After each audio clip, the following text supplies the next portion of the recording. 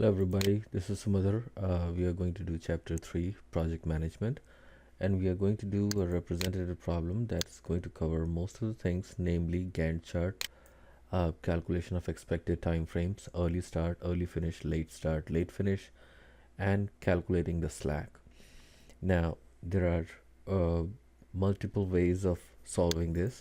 The common methodologies are using the forward path, wherein you start from the start, uh, uh, the start of the project activity, and then you move towards the end of the project, or the backward approach, wherein you start from the end date by which you have to finish the project, and then you keep coming backwards to the activity at the starting point. Uh, Now, before we can do that, we need to know what activities are on the critical path. Critical path activities are called the ones that just cannot be moved, because if either of the activities are delayed, the whole project gets delayed. So, by definition, set of critical path is the set of activities that cannot be moved, or in other words, have zero slack time. Okay, so in this case, in order to solve this question, let's see if it's visible. Kelly carpet. This is again for 12th edition of Heizer, Render, and Munson. Um, in this question, we've been given the activity name of the activities. We are given the optimistic time, the most likely time, and the pessimistic time. Okay, we are also given the order of precedence. So activity A, B, and C have no predecessors. However, activity D has activity C as its predecessor. Now, activities E, F, G have multiple predecessors. Activity H, I, J each have one predecessor each. Activity K is preceded by activity H and I. Okay, so first, we need to do what do you call the network diagram. Now, there are two types of network diagram if you've read the chapter. One is activity on nodes and activity on arrow. Okay, it's just a visual representation of all these activities in a pictorial form. Now, it would be much easier if you were to draw it by pen and paper. However, just for the purpose of demonstration, I'm going to visually make it here in this video. Now, one way to do this would be if you were to use insert. Now, theoretically, in reality, you should have softwares to do this for you, but just for our purpose, so then we can solve the way we should be, and it's accurate as well, I'm just going to show it to you. Okay, so first things, you can use any type of shape to represent an activity A. Right click, edit text, and this is our activity A. Okay, similarly, I'm going to use Control C, Control V. This becomes edit text, and right click, and I am already in the text. Okay, activity B, then select again, Control C, Control V, and drag it here. So this would be activity C. Okay, now I also need A, B, C. I'm just doing this because I know I need few more. Let's say I'm going to name this as activity E. I'm going to name this as activity D. I'm going to name this as activity J.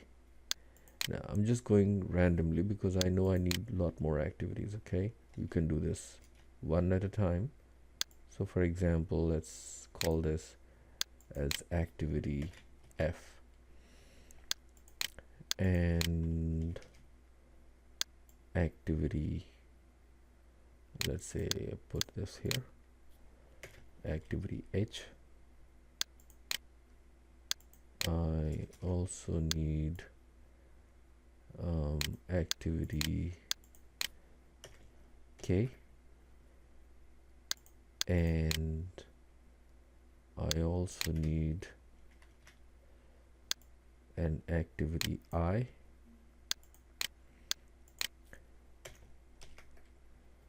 and what else is left? A, B, C, D, E, F. I need G.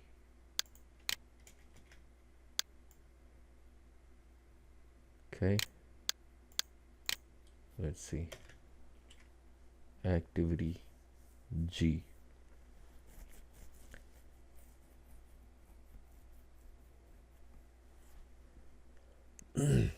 Okay, so now we are almost done. Let's start to implement all of these.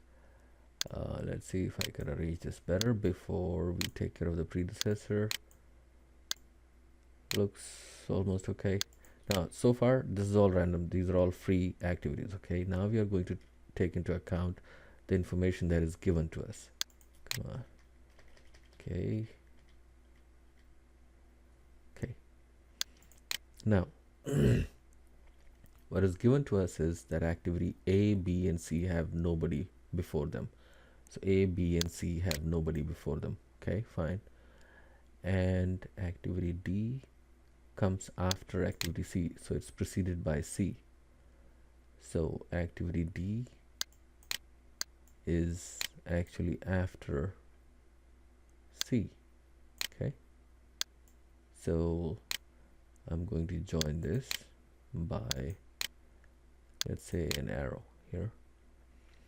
Now if you notice, if I hover at this point, it gives me gray circle to this gray circles. The benefit of doing that is even if you were to move this around, the arrow will move with it. Okay, and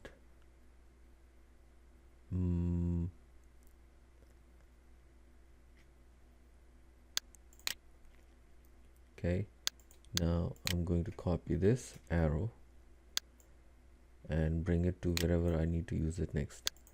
Next is E. E is preceded by B and D. So first I'm going to join this to E, and it is preceded by B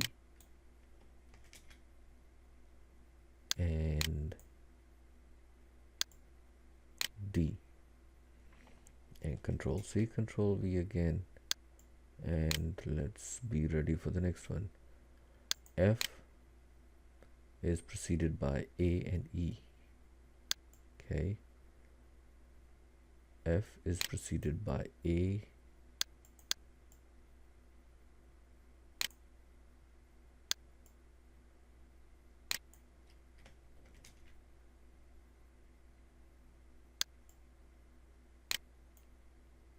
F is preceded by A and E. Okay, Control C, Control V. Next one, G is also preceded by A and E. Okay, A and E. No, I'll keep it here. Now what will happen is, at this point, some of the lines would be crossing each other. Okay, G is preceded by A and E. Okay,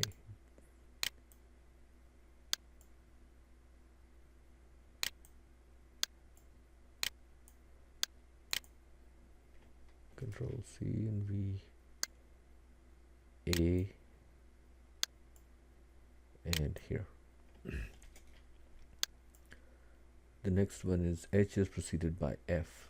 H is preceded by F. Okay, Control C and V.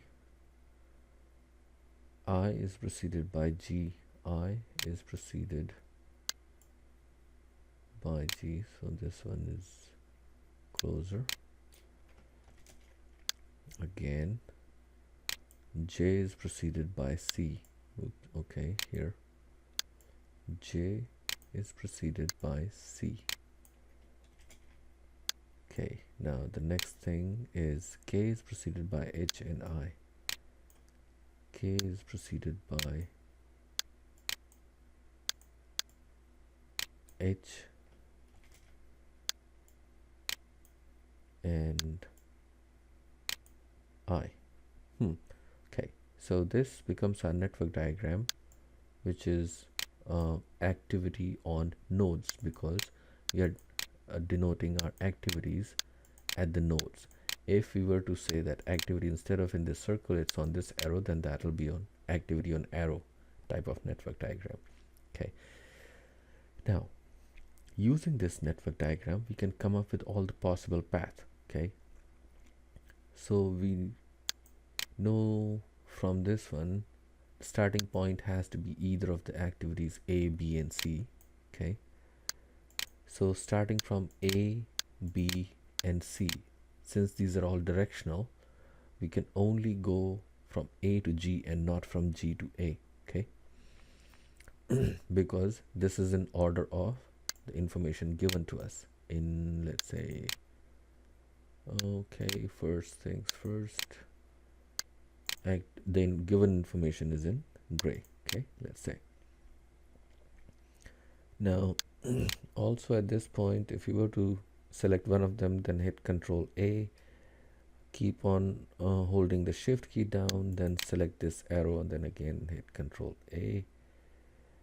Now at this point, if you were to right click any one of them and say group, if you selected all of the circles and all of the arrows and then right click and group them, now I can drag and drop all of them at the same time and bring myself on this diagram where I can see all of them at the same time. Okay, now let's start to draw all the paths.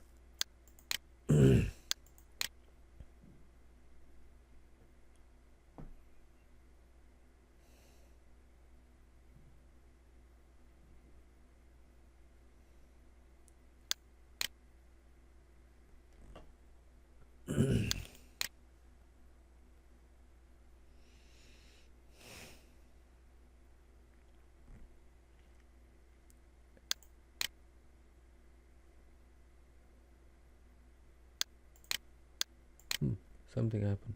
Okay, so if we have to calculate this late start and late time, we would call this backward approach.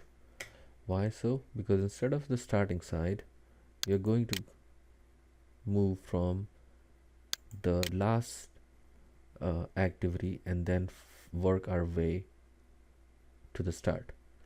Now this time we already know it's going to take 36.33. So let's start with 36.33 being our last checkpoint. Now if this is the case,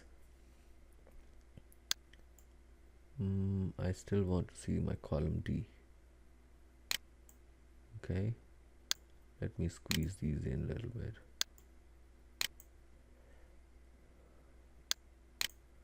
Okay, now the later, if this is the latest I have to finish, now this could be in terms of, think about this in, if this is the deadline by which you have to finish activity K, then the latest you have to finish the activity prior to this, which is H, which is just right at the boundary of this column, yeah, is equals to this minus the activity of K, which is here. Okay, therefore the earliest or the latest you can finish I is again the last day that you have to finish the project minus the activity time of K, and K takes 7.3 days. So you see, for these type of calculation, either you remember the formula, like I mean to the extent where it becomes too much, or you draw this network diagram which is helping us calculate all our values, and we keep our remembering or memorizing to the minimum. Now the latest you have to finish activity H. Did I not already do that? I think I already did that. Then okay, I'll come back to this. There's something wrong. I did 36 minus the latest I have to finish H is 36 minus the time of K. So I think I did this here wrong. This is for J. Okay, so the J doesn't precede anybody. So the latest I can do this is 36 days itself. Okay, this one is I. I is K. This is 36 minus K. Okay, fine. This one is H. Okay, 36 minus K again. Okay, fine.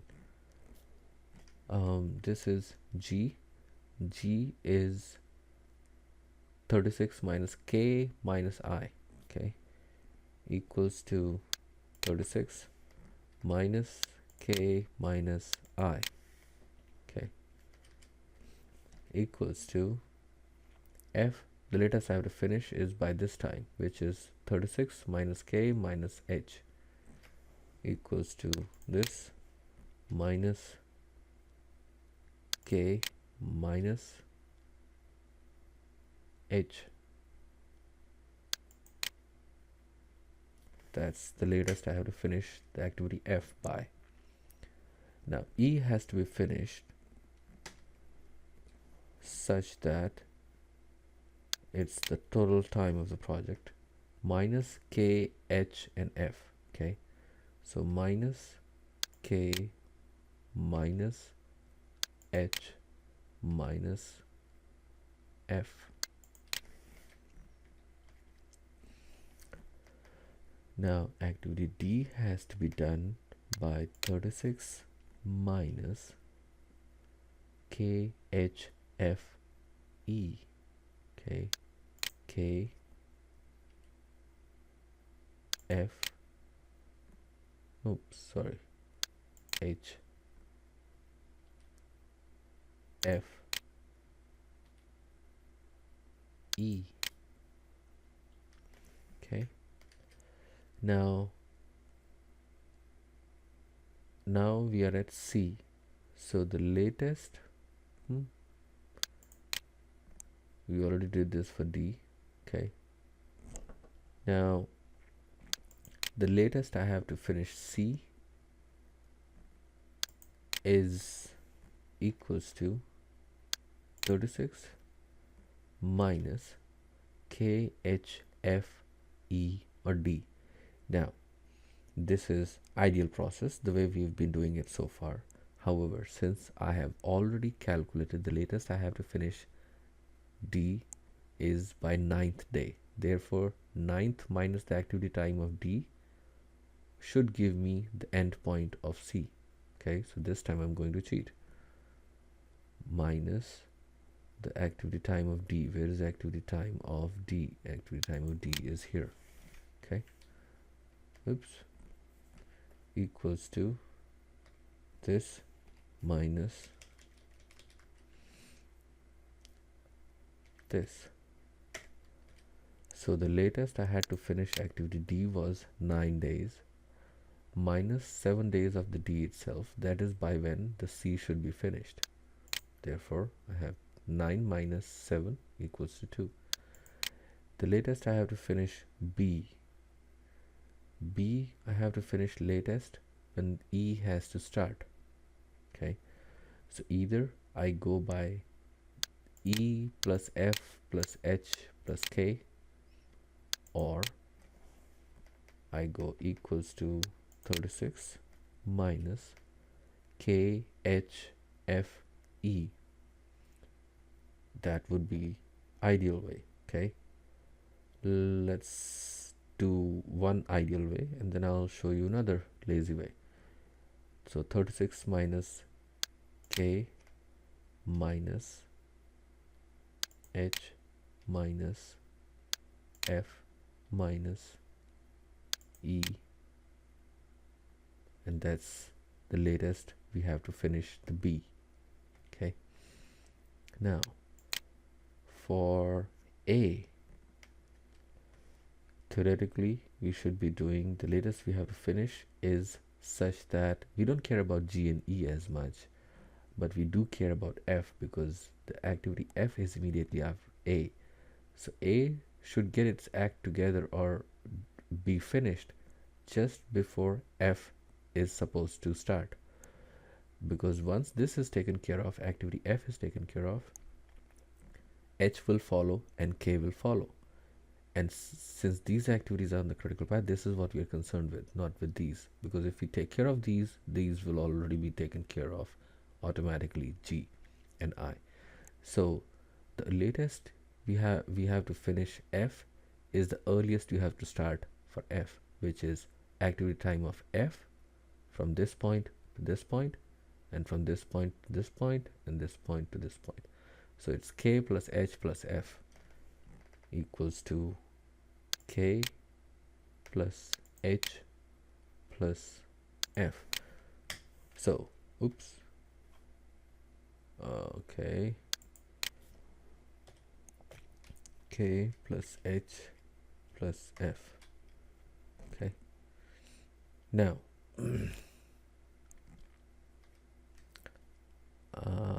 I don't trust this. Equals to this minus K minus H minus F. Okay. Now again the same. If this is, let's say for the A, the latest you have to finish is 13 day. What is the latest you can delay when you have to start this? Is the 13th day minus the activity time of A itself, which means equals to this minus the expected time of the activity A itself. And you can control C and select control V and control S to save it. Okay, now we have the early start time, early finish time. We also have late start time and late finish time. Okay, now for a moment I can drag this down here and calculate what we call as slack 1 and slack 2. Now one of the ways to calculate slack, I'm going to show it to you, is, where is slide sorter? One way to calculate slack time.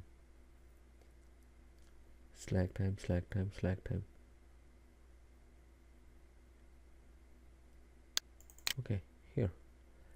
Either we do late start minus early start, or you do late finish minus early finish. Okay, so one way to calculate this is late start minus early start.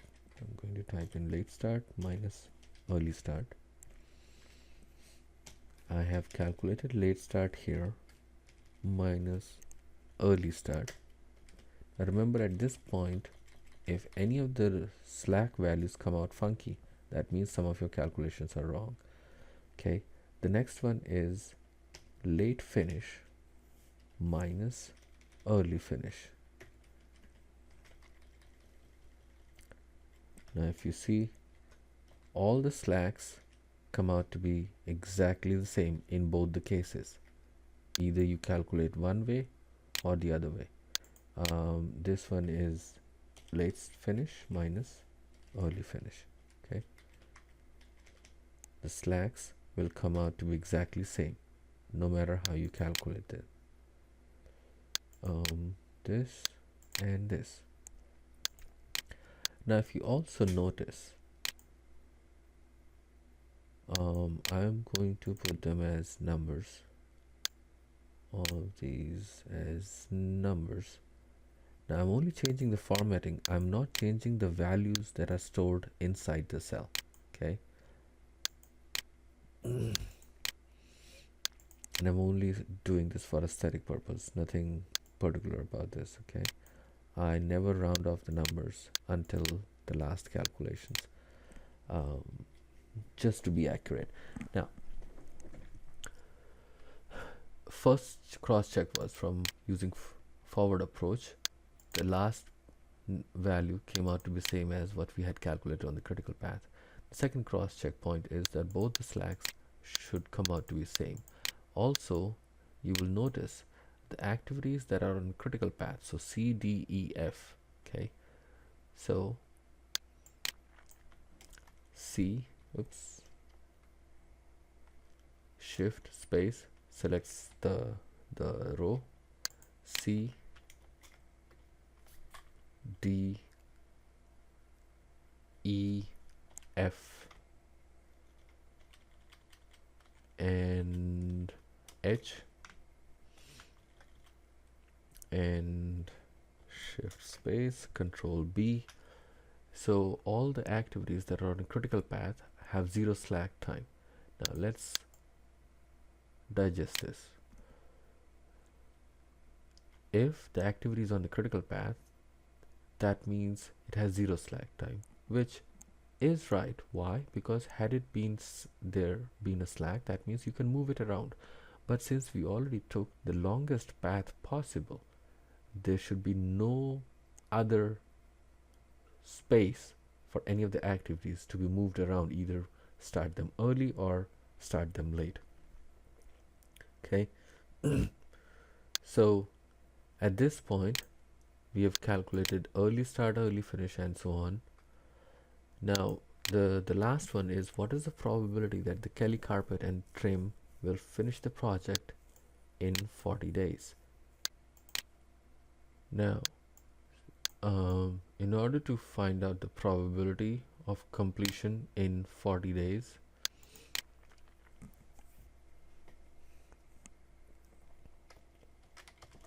let's say the due date given to us is 40 days. Now the expected time of completion, we have already calculated this expected time as 36. Therefore, first thing we can calculate is the z-score, which gives us the number of standard deviation, okay, on a standard table. So first things first is due date minus expected date divided by the standard deviation of the project, which we did calculate earlier. Okay, so now that you have the z-score, we need to convert this into usually it is given at the end of the book in appendix 1 and 2. However, you can calculate this using norm S INV.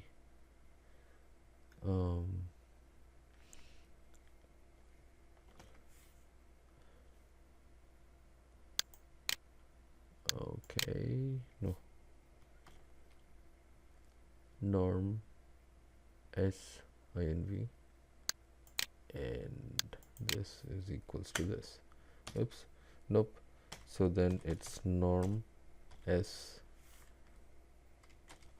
distribution, my bad. So this is the z value. Going away from this z value, it gives us number of standard deviation. Okay, this is not visible. I'm gonna bring this here.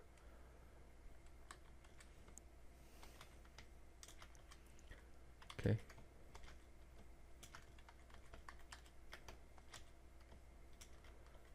better. Okay, now when you interpret this, the way you will say that is that there is 94.5% chance that this project will be completed in 40 days. Okay, now it somewhat makes sense. I mean, the reason it makes sense is because the expected time of completion is 36.3 days, with a standard deviation of 2.28. Now if you remember, for the normal distribution, for something like this, if you were to go 1 standard deviation, 2 standard deviation, and 3 standard deviation on both the sides, so 1 standard deviation would be somewhat this area, 2 standard deviation would be from here to here, 3 standard deviation would be from here to here. Remember, for the normal distribution, it's 66%, 95%, and then 99.9%. So what it means is, if we were to go this much of either side, that corresponds to the z-score of 1.6, then we can complete this project that usually expected time is 36.3. We can complete 94% of the time if we were to be given 40 days to complete it. It's still not 100%. There is no chance. There's nobody who's saying that if expected time is 36 and somebody gives us 40 days, we can be 100% sure. No, we are still only 94.5% probability of success in completing the project in 40 days. If this was to be less than 36, then we will have about 27% chance of completing the project if we are given one less day than the expected time. Okay, now I'm also going to show you at this point, if you were not to remember this formula, this is norm S distribution. Okay, NORM S, DIST, and then the z-score here. So that's what we have here. Now usually, traditionally, this is how people would read it. So, not trying to sell you the Amazon here, but let's say again, we were to read for the original question, that was, what is the probability of completing it in 40 days? We did 40 minus 36.3 divided by 2.28. That gave us 1.60. Now, the way you would read that is, where's the spreadsheet? So we had 1.604. So first, in this column, in Z column, you go to 1.6, then you go to 1.6, which is here, and then one column over. So that gives you the value for 1.60, which is 9452. So either you have this table all the time with you, or you remember how to calculate it this way. Both the values are same. Okay, now the last thing I'm going to show you is this covers every concept that is that's been presented in the chapter. One more thing I'm going to show you is how to make a Gantt chart, for example, for something like this. Yeah, and this is highly useful. If you were to ask around, 90% of the general public will not know how to make a Gantt chart. Now, since we have done the majority of the hard work, we will use this question, even though it is not asked in this question, but I'll show you how to make a Gantt chart. So let's say you have, I'm going to bring this over such that none of my original question is changed here, and I'm only going to copy this heading, expected time.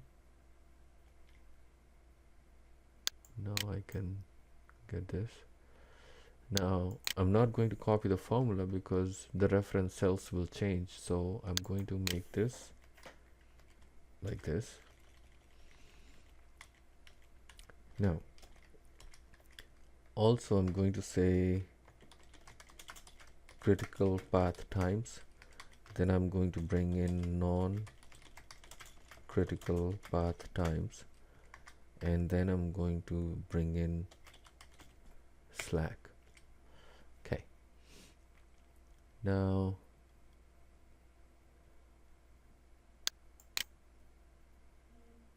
No, this one would be, sorry, earliest start time. So earliest start time, where is it? Earliest start time. Yes, I did calculate. Yes. So from here onwards to here. Then I want to bring in the critical path time for the activity, which either I do it manually or I say now the idea is, if you have this critical path activity, in this case I have these values C, D, E, F and H. So theoretically I should only bring in the time of the activity for C. Where is C? C,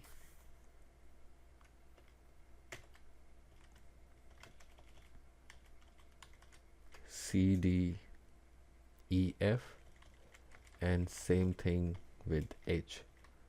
Okay, now for the non-critical path time, I'm going to bring in A,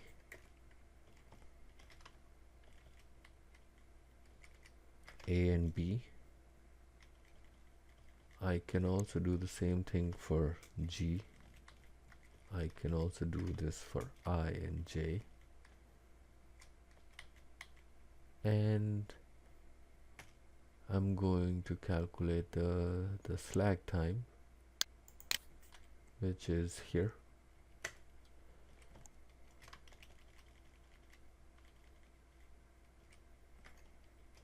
Yeah. Now notice slack comes out to be 0 for criticals, and it's non-zero for the activities that are not on the critical path. Okay. Now this is one way to do this, but again, if we have to do this again and again, we have to get a little smarter than this one, right? So yes, so equals to the earliest start time, which I calculated here, and I'm going to do it this way, and the critical path this time I'm going to say if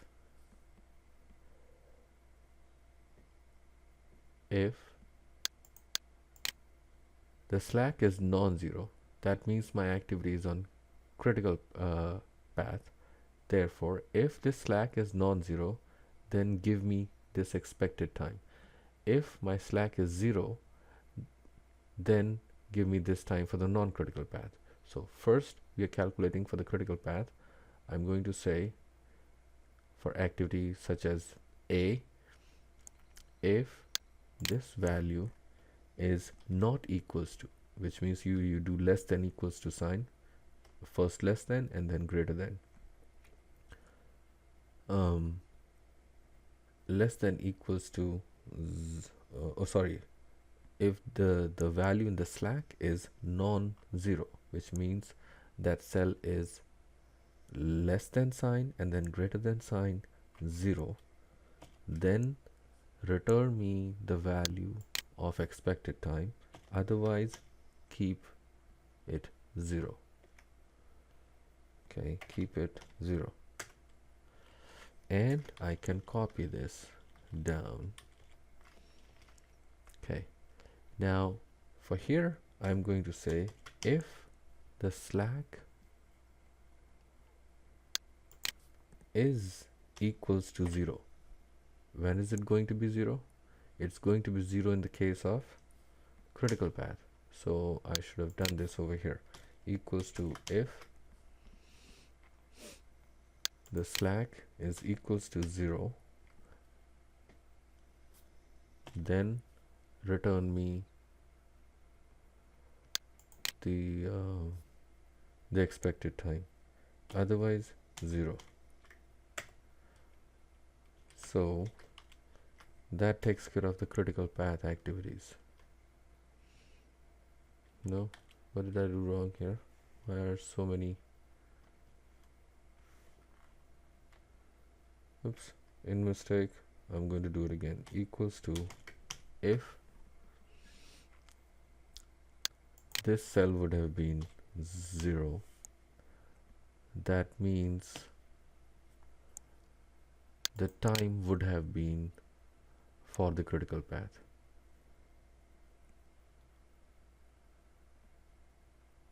Otherwise 0.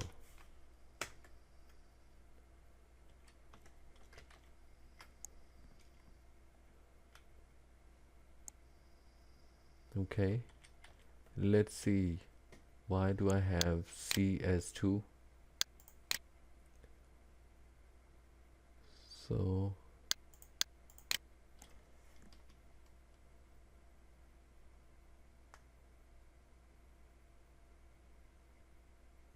it should give me 2 7 4 10. 2 7 4 10. Okay, whatever, equals to if the slack is not equals to 0, then give me the expected time here. Okay, so that way I should get now exactly opposite. Oh, I forget to put in 0 there in the condition, comma 0. So if I have 0 here, I have expected time here. If I have expected time here, then I should have 0 here. And I should also have my slack times here. Oh.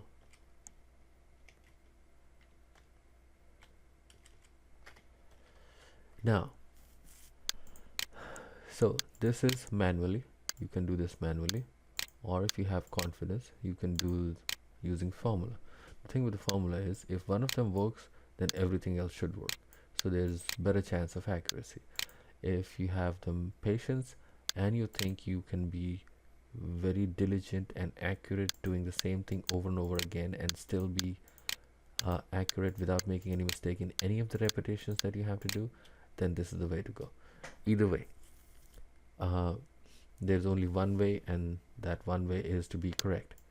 So now we are going to make a Gantt chart out of this. Now you have to be really focused and please pay attention here. So I'm going to use this one, okay, just because it has 0 zeros instead of blank cells. I mean, you can still fill in zeros here, but I'm going to use this one. Insert bar chart, and I'm going to use this 2D but stacked one. Okay, if you use stacked, that means each of these columns are added one after the other. So first it plots the earliest start, which is in blue, then is the critical path, which is here, then after that it adds the non-critical path, which should be this one, right? See that? So once you make the selection, it highlights the data, and then the last one would be, I'm guessing, the slack, correct?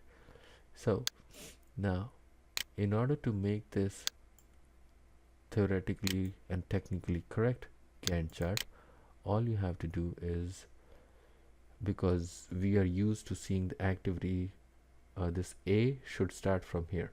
So first thing we have to do is format axis and reverse somewhere, categories in reverse order. Okay, so now this is done.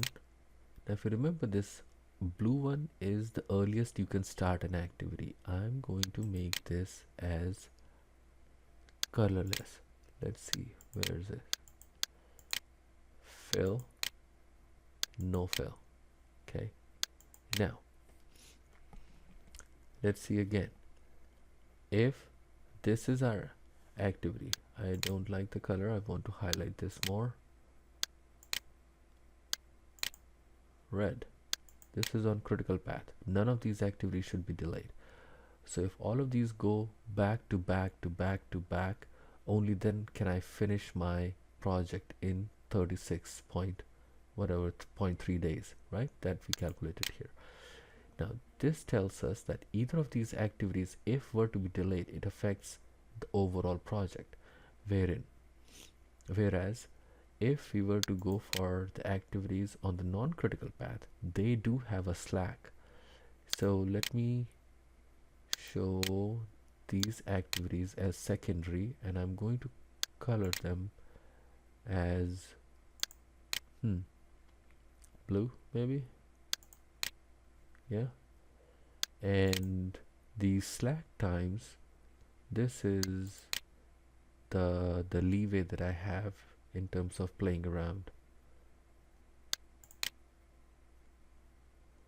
Too dark. Okay, so let's understand this one.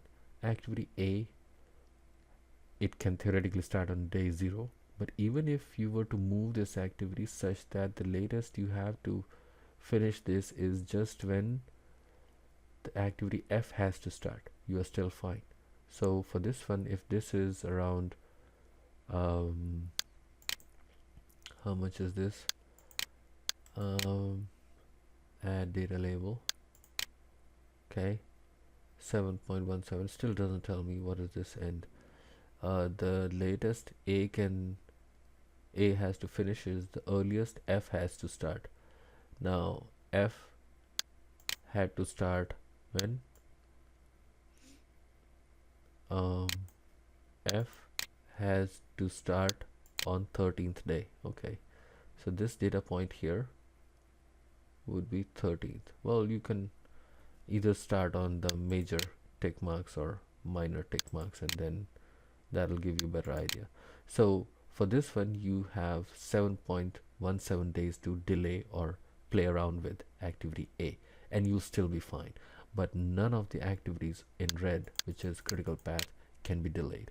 Now this is how you make Gantt chart. Okay, now if you don't believe me, try it. Once you learn it, then ask other people around and tell me how many people know how to do this. Have fun. Take care. Bye.